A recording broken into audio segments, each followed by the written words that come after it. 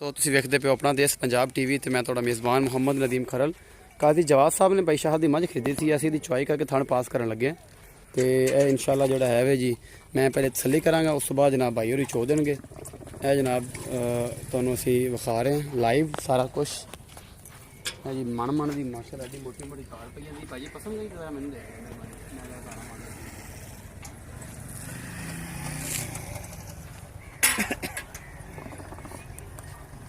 देख मैं gate gate के बोल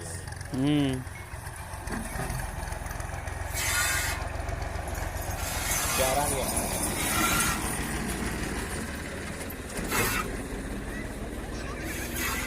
अगले दिन तू बोली चलदा वा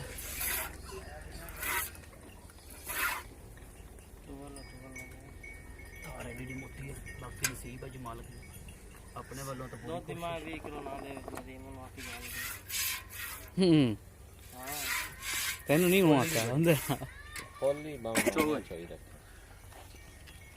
अपने वालों पूरी कोशिश, बाकी ये तसल्ली कर लिए थोड़ा थोड़ा दी नहीं भाई ये भी चले जाओ छोटी और डाल दे तसल्ली कर रहे हैं जैसी है छोटी जी। काजी जवाब साहब चाल को दस के तो आज इन्होंने जोटी खरीदी है मगर कटी है और ये सारा कुछ लाइव असी तसल्ली करवा रहे हैं जनाब इन्हें।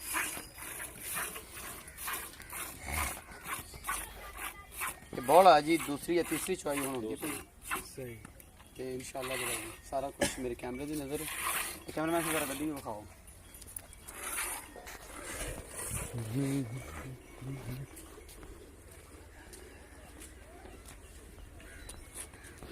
ये गड्डी जा रही है जी दस के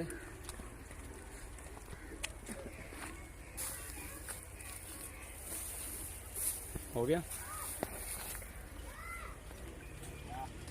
हाँ जी ड्राइवर है ड्राइवर ने भाई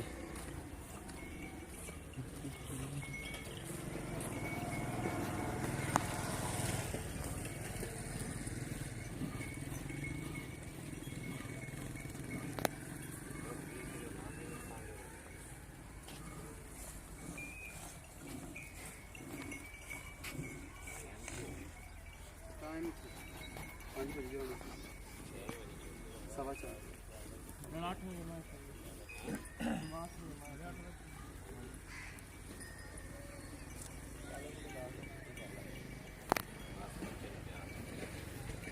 बच्चे ने बहुत बस पानी पास कर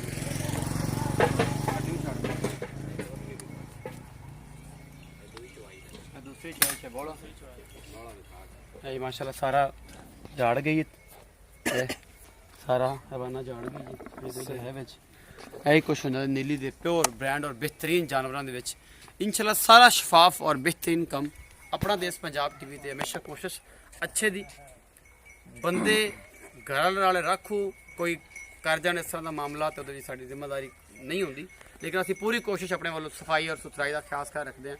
बाकी जिन्होंने लोगों का मसला को बनया अल्लाह माफ़ करे वो वास्ते मदद भी करते हैं, अपना बहुत सारा ख्याल रखा जी। तो यह भाई साहब होरी आए ने कोक भी पींदे पे ने। भाई साहब कोई मसला को डर डुर तो नहीं लग्या? नहीं बिल्कुल ठीक है, आप ही आए हो मैं ही पास की थी। हाँ जी तुम समय इतना शरीफ नफ्स से बंदे तो बिल्कुल पता कोई नहीं नहीं कोई एवं लग्या जिवें घर आए हो कोई डर डुर तो नहीं लग्या कोई मतलब बह जा बंदे पता नहीं अगू मार देंगे लुट लैणगे जा चक्कर तो कोई नहीं कोई मसला नहीं। मझ पसंद आई? पसंद है माशाल्लाह सारा कुछ पसंद आया बिल्कुल बेहतरीन होया जबरदस्त। काजी साहब बेहद शुक्रिया, अपना बहुत सारा ख्याल रखा जी। मिलांगे नवी वीडियो अल्लाह दी के बाद।